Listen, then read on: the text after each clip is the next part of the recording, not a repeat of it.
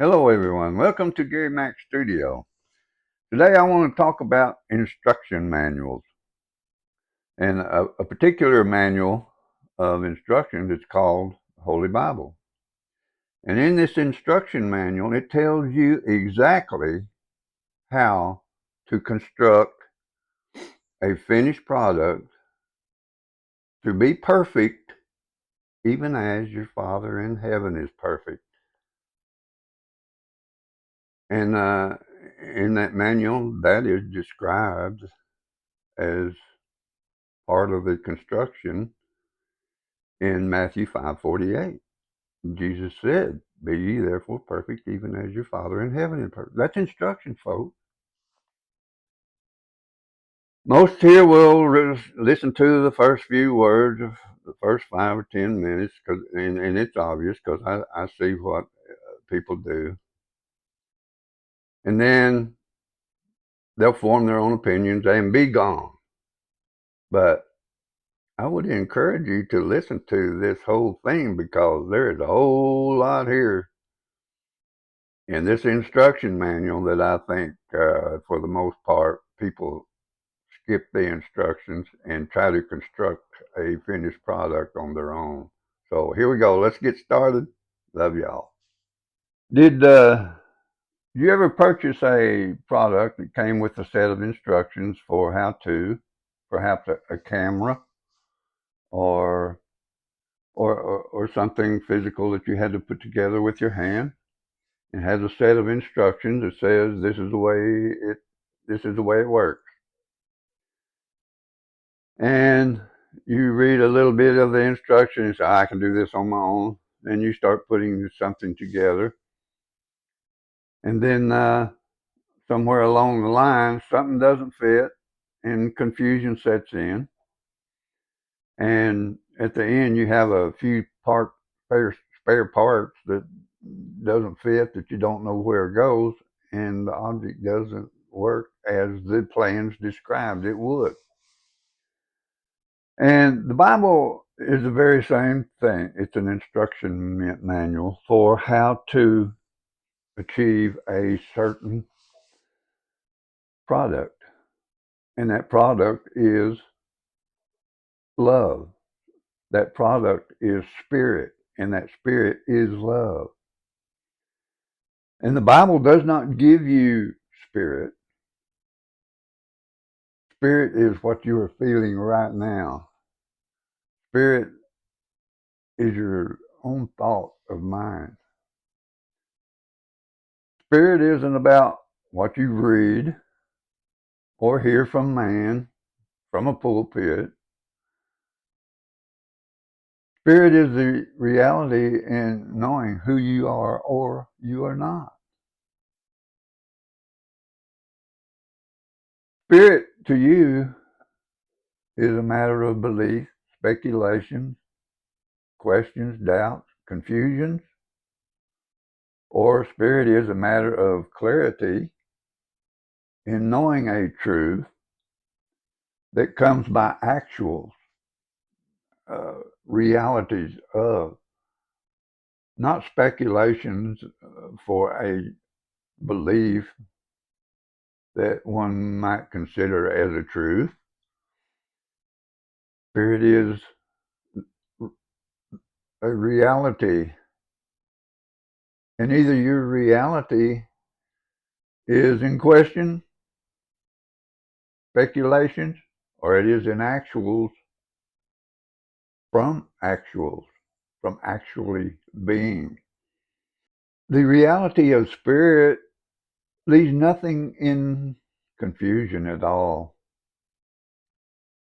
Speculations about it are put to wayside, and truth comes by, wow, the same way it came to Jesus in Matthew 3:16, where before Jesus was only of speculations from the laws of man's intent for God and preached it as rabbi. And I've said this over and over and over. And the Spirit doesn't line up with the same knowledge that Jesus received in Matthew 3:16 from God himself, described in the instruction manual, that we all receive that same Spirit if, and only if, the reality of it is confirmed, is actual.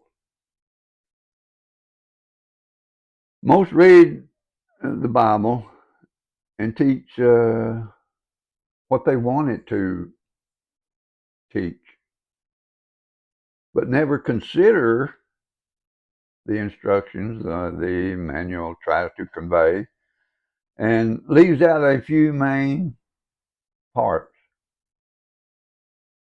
To complete that finished product and wind up with a few parts that do not know what to do with, and wonder why it isn't working right. And the Bible is a completely different matter. Instruction manual. How to construct that perfect being. Be ye therefore perfect, even as your Father in heaven is part of that instruction manual.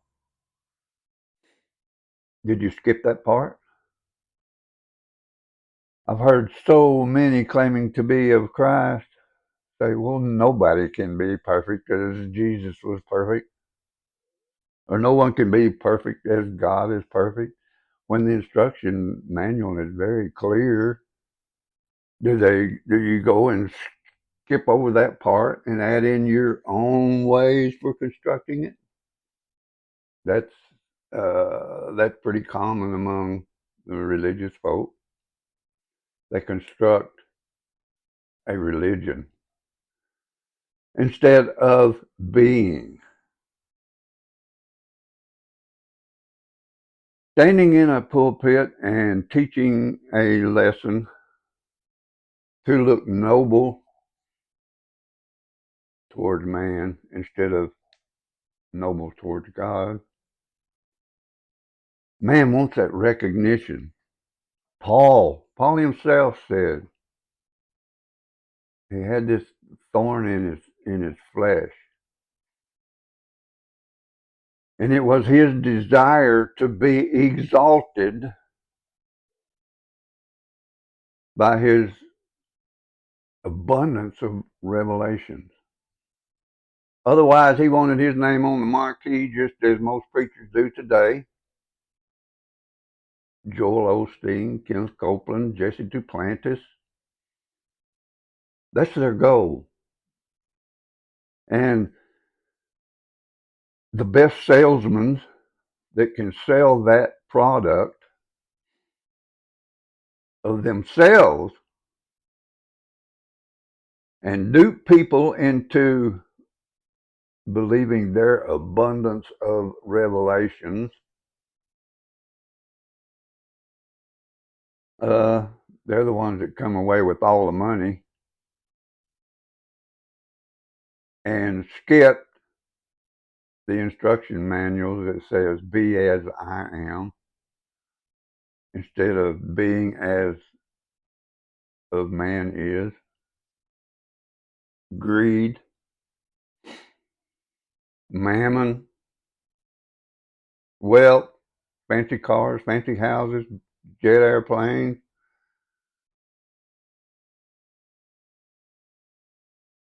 Jesus didn't even ride a horse. He rode a donkey.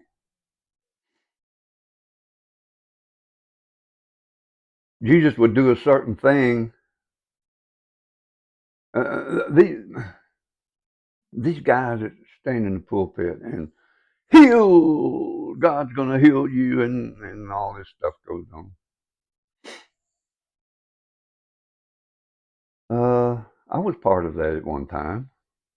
I believed all that at one time, until same thing happened to me, who happened in Jesus in Matthew 3:16, and opened up who he is and all his heaven, And all of that changed from a physical, look at me, look at my abundance of revelation, and if you will believe me, you will be healed.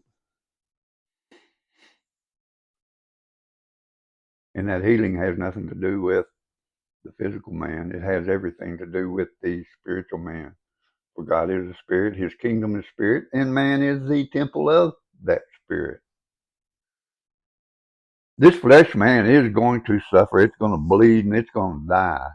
No one escapes that. Not even Jesus could escape that.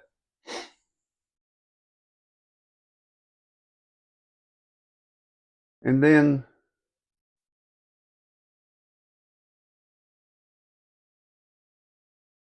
these standing in a pulpit, they construct this image. Actually, it's not all of them, but for the majority, they construct this image of a man as a god. They teach it and says, this is what the Bible says. Well, no, Jesus was quite contrary to that. If you'll read what Jesus said of himself and his God who sent him, he could do nothing at all without his God who sent him. And Jesus was just God. He was in three persons. God is not a person. God is a spirit. There's not three of them. There's only one of them. And either you're the temple of or you're not. And evidently most are not, because they believe a man is a God instead. And these who are waiting for a man as a God to come someday and save them from this world, they've been waiting for that for 2,000 years and gone to the grave and never saw that person. And I want to tell you folks right now, if you hadn't seen him by now, it's too late to see him at the grave. Yeah, it's too late by then to know him.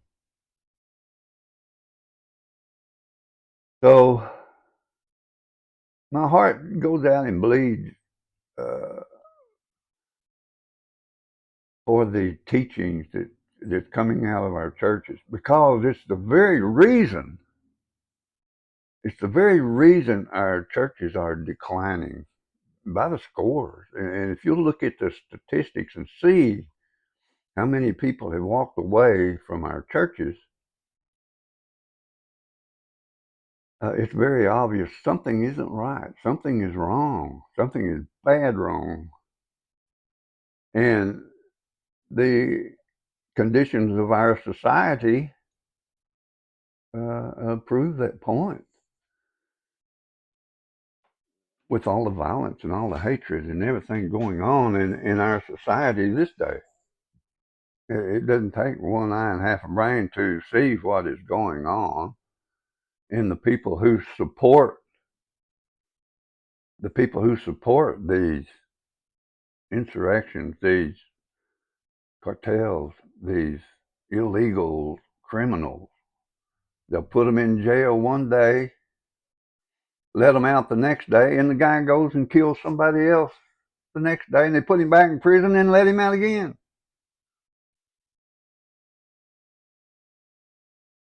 That's where love of God is dismissed.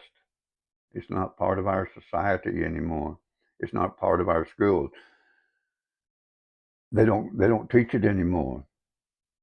They don't pray anymore in schools like we did when I was a child. They'd come on the PA system and say, they'd pick a child in the class and give a Bible reading, say a prayer.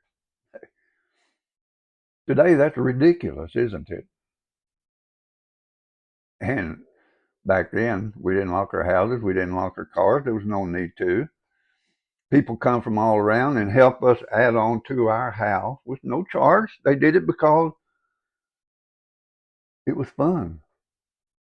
Uh, Mom would cook a big meal for all the workers, and they would come and at harvest time, and they would help us harvest the hogs and the cattle, and the grains in the field, they all come together, and they enjoyed it. We would sit down and have a camaraderie, and and exchange stories about their crops and their livestock and events around the farms. Uh, what has happened to that? Even in our farming community, is not like that anymore. Everybody's stuck to one of these, a computer. Mom used to make us when we'd go out in the evenings after school, and we'd start playing with the neighbor kids, and there'd be a whole gang of us. There'd be anywhere from 10 to 15 kids at any one time. Usually come to our house because we had a big yard, big place, and pasture out behind. And they would come, and we'd invent our own games and have fun, and just have that camaraderie among one another as friends, true friends, and laugh a lot. And we built our own clubhouses and things like that. The kids today, they don't know what it is to build a clubhouse and go in and have these secret meetings and stuff. It was so much fun. Things have so changed, and I have to blame the majority of this on our churches. And here's exactly what I see, because I talk to a lot of inmates, talk to a lot of people, and I go into one of these prisons and just walk up to a prison inmate cell, and the first thing they say is, well, they don't, the first reaction is they're skeptic. They're skeptical of my motives, my intent. And the common is to walk up with a big old Bible and start preaching God's word and hand them a pocket full of tracts. I did that in the beginning until God opened my eyes. And they're wise to that facade that man puts on as being holy. They don't see anything real in that. All they see is all they see is a man's motivation to manipulate them. I made a lot of friends. I let my hair grow down to the middle of my back. And I never wore another suit. I never put on a suit. I don't even own a suit. I hadn't owned a suit since the mid 90s when God changed my life from a three-piece suit, big old King James Bible in a pocket full of tracts, going out to save the world. Look at me. I'm the holy man of God.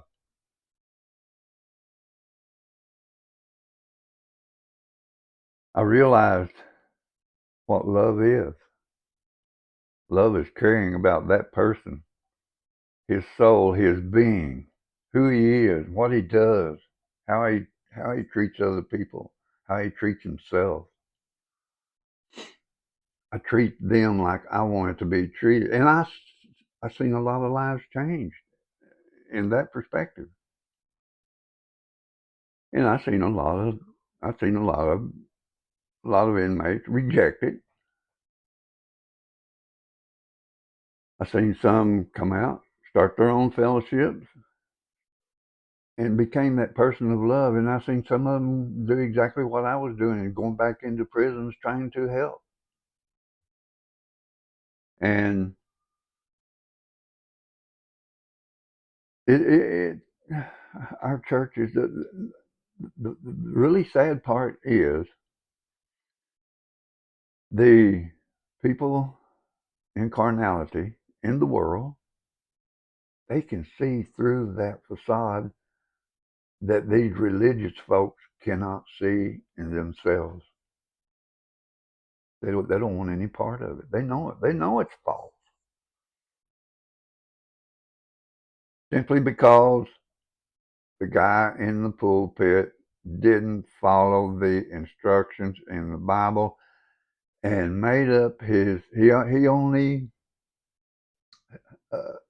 he only made up his own instructions for it. He made a man as a god instead of preaching the God of love that was in that man, that we be that same perfection. I'll ask every one of you, and not many will read this or listen to this to the end. Uh, most will just listen to a few words and skip the rest. Why? I think we know why. All right.